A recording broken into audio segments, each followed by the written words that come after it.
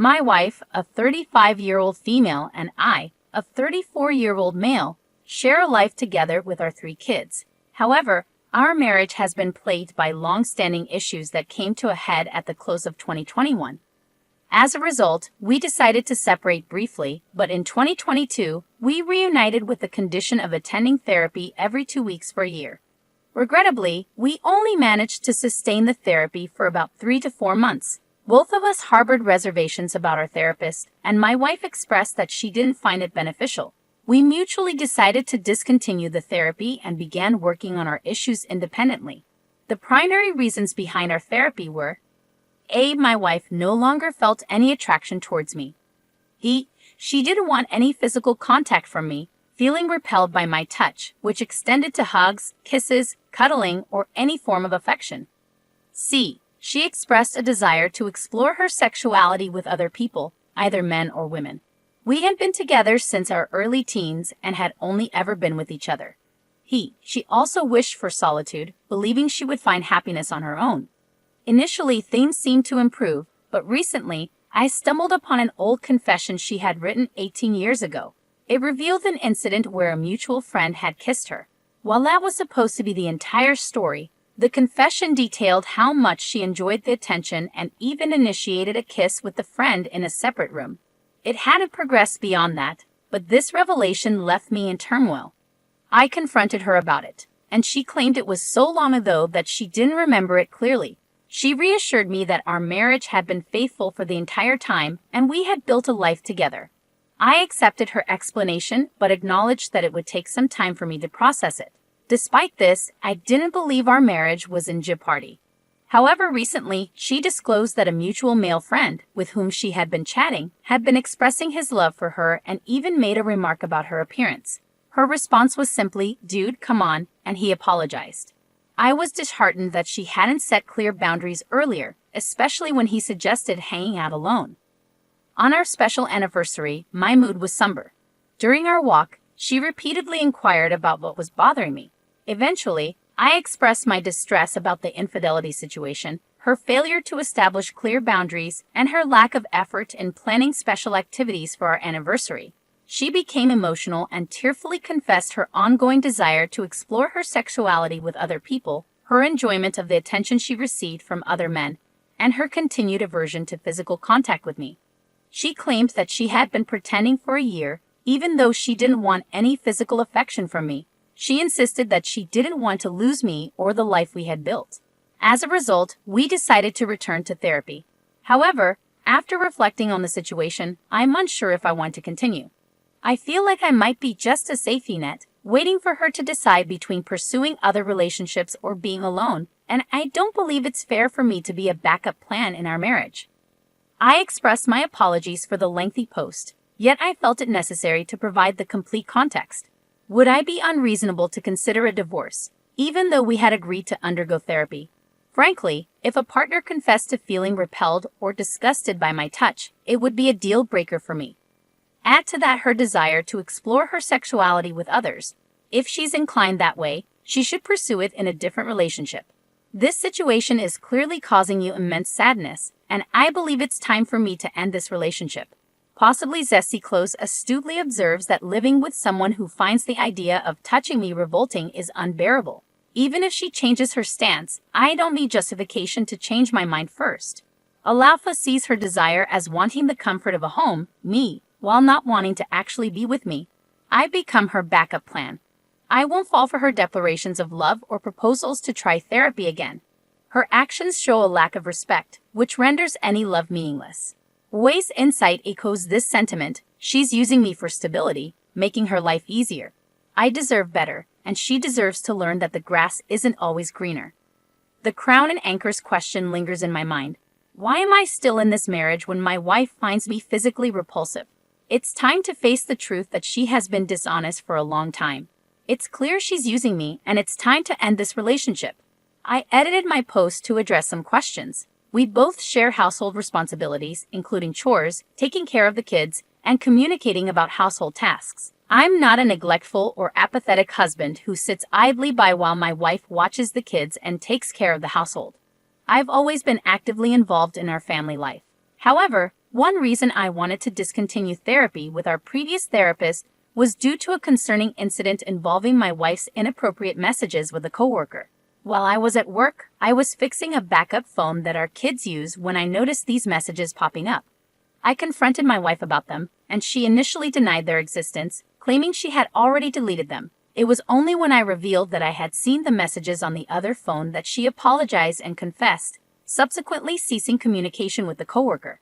However, when I shared this incident with the therapist, she brushed it off and made me feel like it was my fault. I realized she was prioritizing my wife's interests over mine. Furthermore, my wife has always had validation issues, losing her sense of judgment when someone compliments her or gives her attention.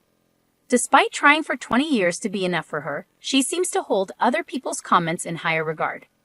Despite all of these challenges, I can't deny that I love my wife with all my heart. We share 3 children, and the thought of losing 50% of my time with them through shared custody is something I wish to avoid. My wife remains the most beautiful woman I've ever laid eyes on, and she still has the power to make me feel weak. Even after 3 kids and 2 decades together, this is the most difficult decision of my life. Living without her might be necessary for my self-value and self-respect, but it's an incredibly hard decision. The OP provided an update to their post, stating that they received many messages offering advice and interest. They mentioned having read over 1,000 comments over 2 days and sharing a conversation with their wife, which they had written down and asked her to listen to without interruption. They begin the conversation by addressing their wife's previous statements. I don't know what you thought you were going to accomplish by telling me that you were repelled by my touch. You want to explore your sexuality with other men and women, and you want to be alone. I think you thought that by being honest, it was the right and okay thing to do. However, it just showed me how little respect you have for me. I don't believe you realize how insulting and disrespectful everything you said is. You don't consider my feelings at all. You seek validation from other men and never set any proper boundaries until I find out or a line has been crossed. I can't remember a time in 20 years where you've said, "Stop, this is inappropriate, and it shouldn't go any further." You allowed a mutual friend to tell you he loved you and liked your ass, and you weren't the one to stop the communication, he was. His therapist could tell the conversation was unhealthy, and I could see it too, but you couldn't. Either you don't respect me enough to put my feelings ahead of your own need for validation, or you simply don't care. I can't fix this, and you don't seem to want to fix this. I've been there for you for 20 years. My love for you has remained unwavering, my affection, my devotion. However, it's evident that you don't share the same sentiment.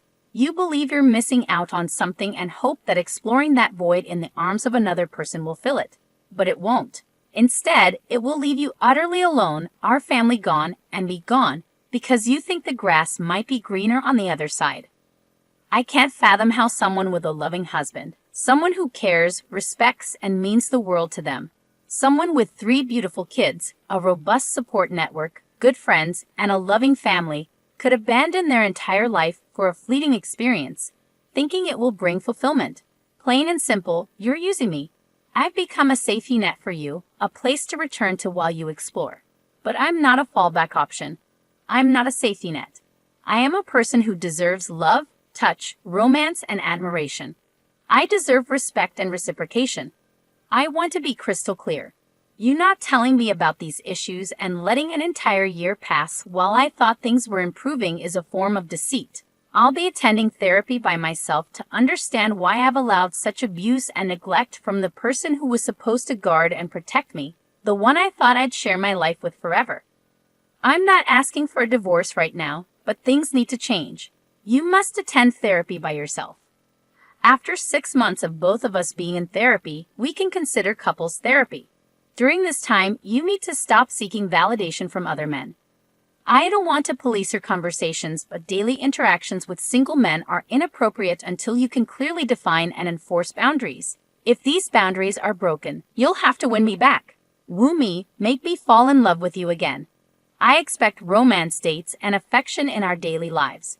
Rejecting romance because you don't like it and deciding that I don't deserve it is incredibly selfish.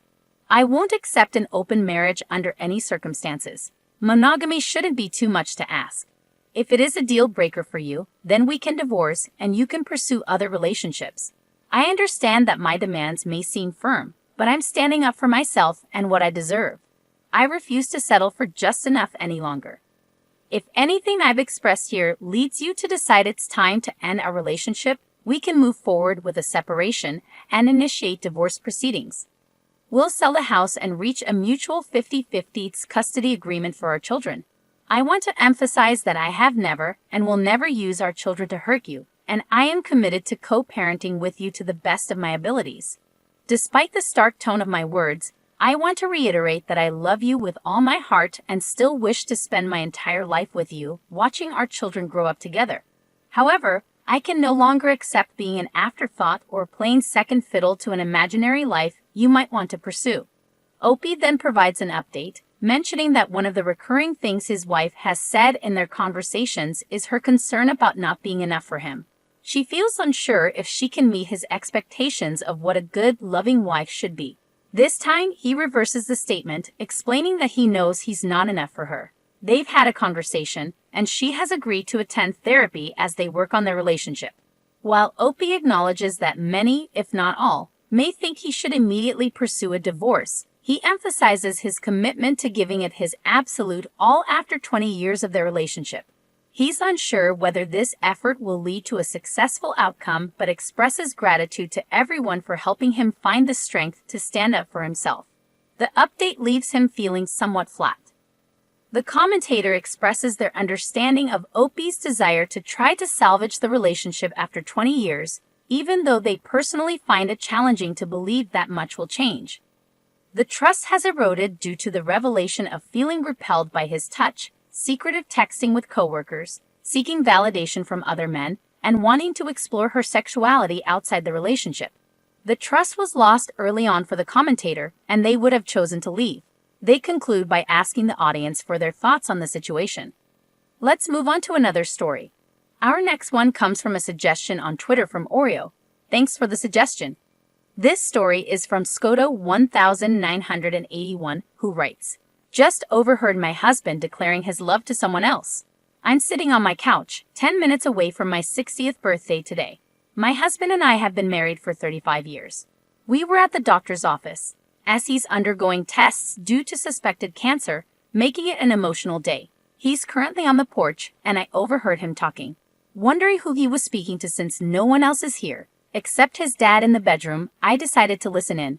I heard him say things like, 'I love you more than anything. You're my soulmate, but we can't start our life together until I know if I have cancer or not, because I don't want to burden you with that.' He even mentioned his biopsy appointment and expressed how much he loved this person. He has never declared his undying love to me or referred to me as his soulmate. I was initially confused, but then it hit me. We currently take care of his 87-year-old dad, who lives with us. We have grown kids, some living nearby and others far away. I'm perplexed about how he plans to start his new life. Will he take his dad with him? Does he intend for me to leave? We have plans for trips and other things, and my head is spinning. I'm not entirely shocked though. 10 years ago, I stumbled upon his adult friend Finder profile. I created my own profile and started conversing with him, and he was making plans with me, not knowing it was me. I confronted him, and after some effort, we worked things out. A few months ago, I saw his Kindle with a webcam on, connected to the Adult Friend Finder website. I chose not to confront him then, as I didn't have the energy for another confrontation. So I'm here now, contemplating what to do. Do I stay quiet and watch the lies and deceit unfold? Or do I go to the bedroom where he's sleeping and confront him about this life-changing situation? I'm the kind of person who avoids rocking the boat, and I prefer to remain unnoticed. Every man in my life has let me down, from my abusive, alcoholic father to every boyfriend before my first husband and now my current husband. The only man who hasn't hurt me is my son. Right now, it's too early to call my kids, family, or friends. I need to process this and decide how to proceed." One of the top comments on this post offers 3 choices, stating, "As far as I see it, you have 3 choices. First, the path of logic. Quietly consult a divorce lawyer and figure out what you need to do to protect yourself financially if he leaves. Make sure you have your own bank account and start keeping records of your income and expenses if you haven't already done so. If he participates in any household tasks you're unfamiliar with, learn from him so you can handle them independently. Get your affairs in order and plan your next steps in life. The emotional route involves storming into the bedroom, demanding to know who the woman is, insisting on seeing his phone, displaying your passion, reminding him of your contributions to the relationship, demanding he ends the affair, and attending marital counseling. You could make him sleep on the couch or ask him to leave altogether, ensuring he faces the consequences of his actions. The aim is to shake things up, offering a chance for reconciliation. However, bear in mind he might not want to reconcile, which could lead to a quick divorce or him becoming more adept at concealing his affair, maintaining the status quo.